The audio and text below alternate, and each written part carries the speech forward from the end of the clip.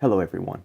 This is the first in what I hope to be a series of videos that go through the Gospel of Mark. Each day the video will be about 3 to 5 minutes long and will take us through generally a paragraph of Mark's account, but sometimes we may spend the whole time just on one verse or on an idea that appears in the section of Mark. What I hope to do today would just be to lay some groundwork and introduce the book. So what is the Gospel according to Mark? Well, the Gospel according to Mark is an account of the life and teachings of, and really a focus on the ministry of Jesus of Nazareth. Mark was not an eyewitness of Jesus. He didn't claim to be, but he had a close relationship with at least two eyewitnesses. First, the Apostle Paul. He did not always have a close relationship with him early on in Mark's work. He had disappointed Paul, and that had caused Paul to think about him as kind of unreliable. But later on in both of their lives, Paul thought of Mark as useful and helpful to the work. But really the close relationship that we know about was Mark's relationship with Peter. And Peter thought of Mark as a son. And so that close relationship meant that Mark had direct access to an eyewitness of the life and teachings of Jesus.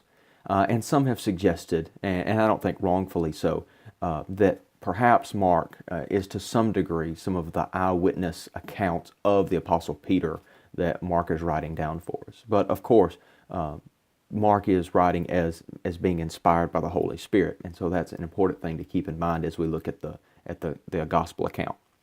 So the gospel, I think, is laid out most naturally into two halves, chapters 1 through 8 and chapters 9 through 16. And I believe that at the end of chapter 8, there's a section in Mark that really serves as the crux of the book in my mind. And it helps us to understand what Mark is trying to accomplish with the book. So in chapter 8 and verse 29, Jesus asks his disciples, he first asked them who the crowds thought that he was. And they just said, some prophet. And then he asks his disciples, who do you say that I am? And I believe that the material that Mark has gathered up to that point, he is preparing you to be able to answer with the disciples. When Peter says, you are the Christ, Mark wants you to be right there with them. And so that first half of the book of Mark, chapters 1 through 8, I believe is focused on the question, who is this? Who do you say that this person is? And Peter says really something profound to say that you are the Christ. There's more weight to it than this, but he's saying you are the King. And really the idea goes back to Psalm 2 and Isaiah 42 about God's chosen and anointed leader of his people who would rescue them. And so when Peter says you are the King, he's saying you are God's chosen vessel to lead his people. And I believe that we should see verse 31 then as somewhat of a shocking statement to those disciples. So Peter has just said, you're the King. And then verse 31, Jesus says, Mark records, and he began to teach them that the Son of Man, Jesus referring to himself in that way, must suffer many things and be rejected by the elders and the chief priests and the scribes and be killed, and after 3 days rise again. Now that would have been a shocking statement. You've just said this is the King, he's God's leader, he's going to bring us out of captivity and dominion, and then he says he's going to die. And the second half of the book of Mark is all about Jesus' mission, his coming to die and what that death would mean.